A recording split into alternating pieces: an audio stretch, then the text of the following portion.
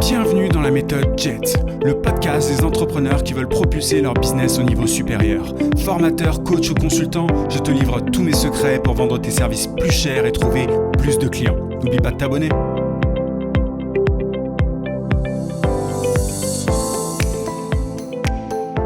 Salut, c'est Yann, j'espère que tu vas bien. Alors aujourd'hui, il faut absolument que tu écoutes ce podcast jusqu'au bout parce que ça va particulièrement t'éclairer. On va parler de ce que j'appelle la pyramide secrète de la valeur. Alors c'est un nom un petit peu racoleur peut-être, mais ça va vraiment t'aider, ça va vraiment t'éclairer si tu cherches à vendre tes services notamment à un bon tarif, à un bon prix.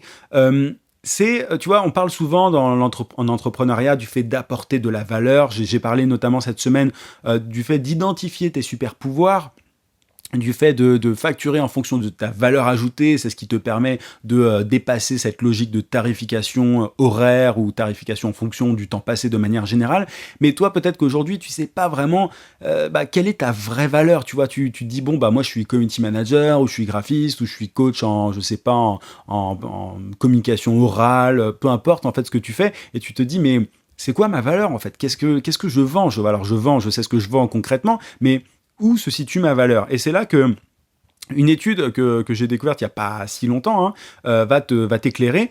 C'est une étude de Eric Almqvist, désolé, je n'arrive pas à prononcer le nom, John Senior et Nicolas Bloch qui travaillent en fait chez Bain & Company, qui est un fameux cabinet de consulting, tu connais sans doute. En fait, ils ont fait une étude, ils ont réalisé plus de 10 000 interviews dans plus de 50 sociétés aux États-Unis.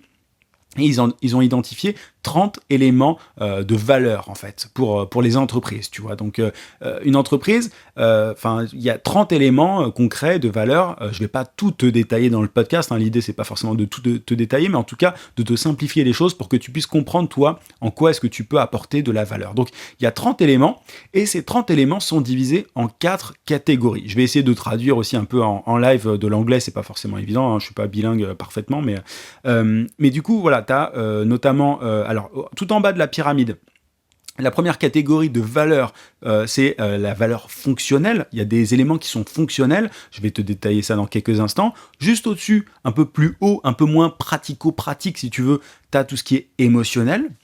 Encore plus haut que l'émotionnel, c'est le fait de changer la vie des gens. Alors, ils appellent ça, les trois de Bain & Company, ils appellent ça life-changing. Et tout en haut encore, tu as social impact, tu as l'impact social. Alors tu vois, c'est un peu, tu peux faire un parallèle avec la pyramide de Maslow, c'est un peu l'équivalent, mais dans une entreprise, c'est le côté auto-réalisation. Et en fait, donc, dans chacune de ces 4 catégories, tu as différents éléments très concrets. Je vais commencer tout en bas par d'ailleurs ce que je te conseille de faire. Il faut, si tu es à tes débuts en tant que prestataire de service, que tu sois, graphiste, community manager, peu importe, le mieux, c'est de commencer tout en bas. C'est de montrer que tu as une utilité vraiment très directe sur le business que tu as en face. Et c'est comme ça que tu arriveras à vendre tes services de la façon la plus simple possible. Donc dans cette catégorie, donc dans tout ce qui est fonctionnel, tu as notamment le fait d'aider une entreprise à gagner du temps. Tu vois, ça peut être en améliorant certains process, ça peut être peu importe en fait, en aidant quelqu'un à être plus compétent. En gros, voilà, ta plus-value, ta valeur, c'est le fait de faire gagner du temps à quelqu'un. Autre élément dans cette... je ne vais pas tout détailler, mais ça, c'est pour que tu comprennes bien. Autre élément, c'est la simplification. Si tu es capable de simplifier des process, encore une fois, dans une entreprise, tu vois, peut-être qu'une entreprise fait n'importe quoi dans, sa gestion client, notamment. Si tu simplifies ça, tu as de la valeur, parce que tu vois, si quelque chose est trop compliqué, sans doute ils perdent du temps, et je vais revenir dans quelques instants, mais tu vois un petit peu que tout est lié à l'argent. Si quelque chose est compliqué, ça prend trop de temps, et qui dit trop de temps, ça veut dire perte d'argent, tu vois. Donc moi j'ai tendance souvent à résumer la valeur à soit tu fais gagner de l'argent à une entreprise, soit tu lui fais économiser du temps. Dans tout ce que je vais t'expliquer, tu vois, dans ce podcast-là, tous ces éléments, même dans toutes ces catégories de valeurs, tout est souvent très lié au temps ou à l'argent. Mais voilà, donc tu peux simplifier les process. Dans leur pyramide, les gens de Bain & Company ont aussi mis directement le fait de faire gagner de l'argent. Ça c'est très concret, c'est ce qu'on s'est dit. Le fait de réduire les risques aussi. C'est quelque chose qui est très...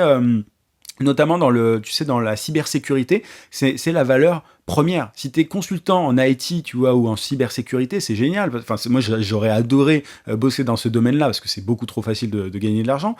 C'est parce qu'en voilà, en gros, tu promets à une entreprise de sécuriser ses systèmes. Pourquoi? Parce que souvent, tu as des données confidentielles qui sont en jeu. Et si elles se font pirater, ces données, notamment, tu vois, si je prends le secteur bancaire, par exemple, si une banque se fait pirater ses données, elle perd énormément d'argent. Enfin, elle peut se faire, voilà, c'est une catastrophe. Donc, tu peux évidemment facturer un service de cybersécurité très très cher à une banque. Et souvent on me dit pourquoi est-ce que en général tu conseilles de viser un secteur. Là tu vois, je t'ai donné un exemple très concret. La cybersécurité dans le secteur bancaire, waouh. Enfin tu vois, j'imagine même pas les sommes. En fait, je connais personne, je crois, dans ce domaine-là. Non, il me semble pas. Mais tu peux facturer ça une fortune, c'est sûr et certain, parce que tu as une énorme valeur. Donc ta valeur, elle est dans la réduction des risques, qui derrière permet évidemment d'économiser de l'argent en tout cas. Tu as aussi l'organisation, le fait ça va un peu de pair avec le fait de simplifier. Alors parfois tu as des petites différence entre chaque, je ne vais pas te détailler encore une fois tous les éléments de valeur, mais tu as la réduction des efforts, si tu es capable d'aider, notamment, tu vois, je vais prendre un exemple très concret, si tu es consultant ou coach et que tu aides une entreprise à appliquer le principe de Pareto, tu sais, la loi 80-20, et que tu aides par exemple une entreprise à identifier les 20% qui produisent les 80% de la richesse, t'es d'une grande valeur pour l'entreprise en question, donc tu peux te faire payer très très cher parce que tu vas lui permettre de réduire ses efforts, d'augmenter la productivité finalement et de faire gagner beaucoup d'argent. Tu as aussi une valeur importante, c'est le fait d'éviter des complications, des galères, tu vois. Moi, j'ai connu je le connais toujours d'ailleurs, c'était un très bon client à moi. Il bossait dans l'IT, il permettait de réduire les problèmes dans certains projets IT, tu vois, de technologie de l'information, tout ça.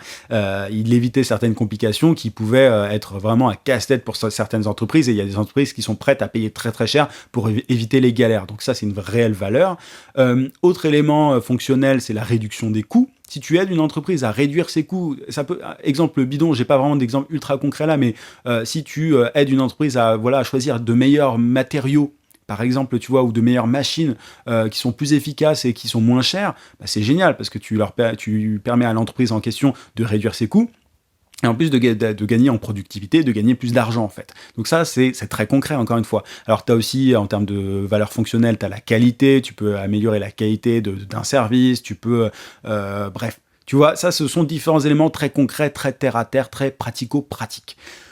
Plus haut dans la pyramide, un peu plus difficile pour un débutant à vendre, tu as donc tout ce qui est émotionnel. Il y a beaucoup de coachs, tu vois, notamment en réduction, des coachs qui proposent aux entreprises de réduire le stress, l'anxiété des salariés. Ça rentre dans cette catégorie émotionnelle. Tu as aussi de plus en plus de coachs bien-être pour des entreprises en soi. Ça, c'est une très bonne idée parce que très clairement, moi j'en connais plein, des gens qui sont super malheureux dans leur boulot et les entreprises gagneraient à réduire le stress, les burn-out, enfin à améliorer le bien-être de leurs salariés parce que ça permettrait aux salariés d'être beaucoup plus productifs et du coup forcément à l'entreprise ça lui permettrait de gagner beaucoup plus d'argent. Ça va de soi. Après, il y a des secteurs qui sont beaucoup plus réceptifs à ce genre de discours que d'autres. Si les salariés français étaient heureux, je pense que ça se saurait. Si tu te lances en tant qu'indépendant ou si ça fait quelques temps que tu es indépendant, je pense que voilà, si tu t'es barré, c'est pas pour rien. Si tu as envie de te barrer, c'est pas pour rien. C'est peut-être que tu étais malheureux en entreprise. Donc tout ça, ça a une valeur émotionnelle, mais attention, et ça vaut pour toutes les catégories que je partage avec toi, attention à t'adresser aux bonnes personnes. Tu vois, le bien-être des salariés dans certains secteurs, il y a certains dirigeants qui s'en fichent complètement. Ça a une grande valeur en soi, dans l'absolu, mais voilà, il faut s'adresser à la bonne personne, à quelqu'un qui est réceptif. Au-delà de ça, tu vois, et je vais te faire un petit parallèle, mais t'as tout ce qui est, mais c'est lié au bien-être, j'allais dire, tout ce qui est faire en sorte que les salariés soient heureux, enfin, c'est bien-être, le fait d'être heureux, c'est lié. T'as un métier qui est apparu dans beaucoup de startups, qui est internalisé, qui est souvent, donc ce sont des gens qui sont salariés, c'est le happiness manager. Tu vois, le bien-être, c'est quelque chose qui est beaucoup, en fait, les startups sont réceptives à ce genre de discours. Par contre, va dans une boîte du CAC 40, c'est un peu plus compliqué. Si tu vas t'adresser à, je sais pas quelle boîte du CAC 40, peu importe, c'est beaucoup plus difficile de vendre ce genre de prestations. Ça se fait évidemment, et il y a des exceptions et tout, mais c'est plus difficile de s'adresser à des mammouths et de leur vendre du bien-être, même si en soi ça peut grandement les aider d'améliorer le bien-être, la joie des salariés. Ça a un impact monétaire, hein, donc ça c'est lié finalement aussi à de la valeur fonctionnelle, mais c'est beaucoup plus difficile de convaincre parfois des gros mammouths, des entreprises qui sont là depuis des années et des années, qui ne se remettent pas trop en cause, que des startups. Après évidemment, moi les startups, je te conseille d'aller approcher des startups qui ont levé des fonds plutôt que des startups qui débutent, parce que elles auront de l'argent et elles seront prêtes à aborder ce genre de problématiques. Mais si la startup débute, évidemment, t'imagines bien que la joie des employés, que le bonheur des employés, je cherche mes mots, est forcément moins important que le fait de générer du cash. Donc voilà, tu as bien-être, joie, réduction de l'anxiété.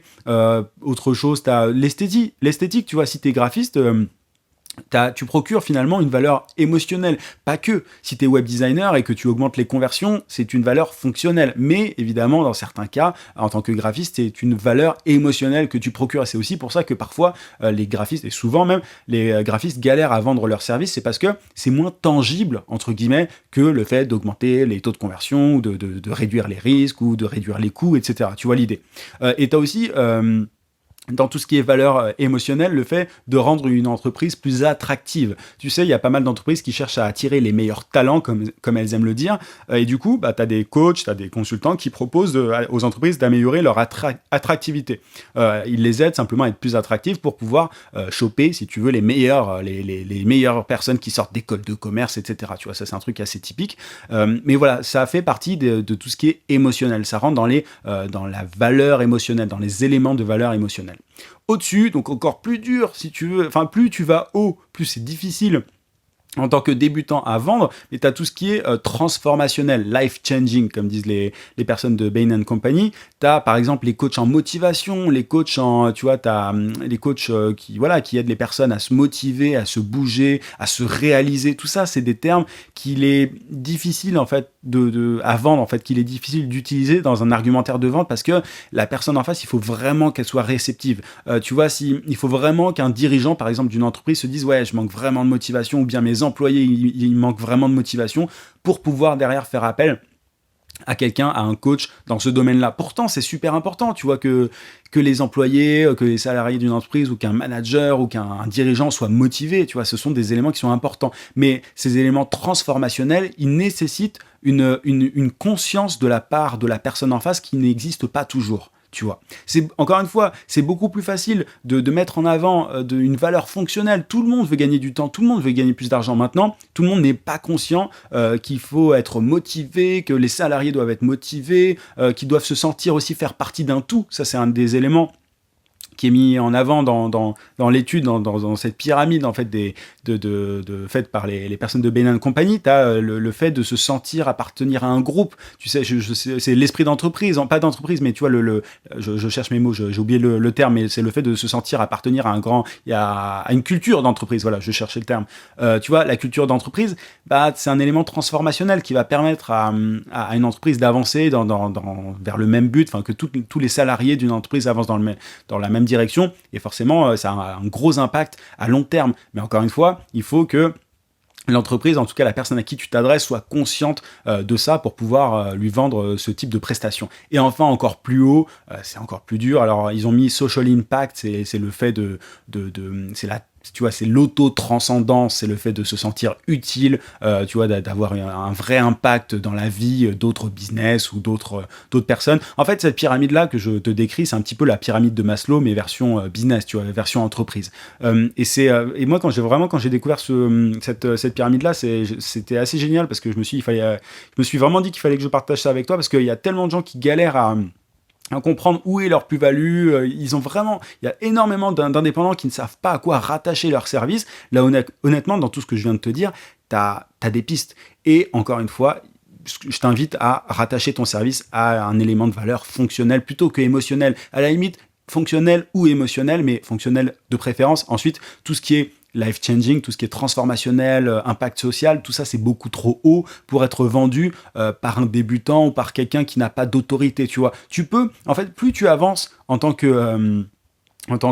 qu'entrepreneur, plus tu peux aller haut, tu vois, en termes de valeur. Tu peux, tu vois, il y a plein de coachs en motivation et tout qui ne commencent pas du tout par ça. Enfin, ils ont commencé par quelque chose de plus terre à terre, de plus pratico-pratique, de plus émotionnel à la limite, et ensuite ils vont dans tout ce qui est réalisation de soi, culture d'entreprise, tu vois. Mais voilà, en tout cas, il faut commencer doucement, il faut être assez humble par rapport à ce que tu proposes, enfin humble, disons concret en fait. Et ensuite, tu pourras aller vers du plus inspirationnel. Voilà, c'est un peu le terme que je cherchais. Mais ne commence pas directement par l'inspirationnel, c'est très compliqué à vendre, surtout si tu n'as pas de nom sur le marché. Mais je ne sais pas ce que tu en penses, n'hésite pas à me dire en commentaire. Moi, je trouve que cette catégorisation, ces différentes catégories peuvent vraiment aider. Et si tu arrives à rattacher ton service à un de ces éléments de valeur, à un de ces 30 éléments, alors j'ai pas détaillé tous les 30 éléments, je t'invite à faire des recherches notamment sur tout ça si ça t'intéresse, mais honnêtement je t'ai simplifié un peu le tout, c'est comme ça qu'il faut voir. Donc fonctionnel, émotionnel,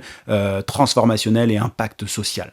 Et voilà, donc commence par tout ce qui est réduction des risques, gain de temps, etc. Et tu auras de grandes chances de vendre tes services à un tarif particulièrement élevé par rapport à la grande majorité des indépendants. Voilà un petit peu ce que je voulais te dire aujourd'hui. Je te rappelle que tu n'as plus que jusqu'à lundi prochain minuit pour profiter du tarif spécial sur ma formation tarif en or. Tu as 140 € offerts sur ma formation tarif en or jusqu'à lundi minuit. Après, la formation reprendra son tarif normal, donc dépêche-toi d'en profiter. Tu as le lien en description et tu as absolument tous les détails sur la formation si tu veux en savoir plus. Donc voilà, tu as le lien, je t'invite à cliquer dessus pour découvrir tout ça. Je te dis à très très vite.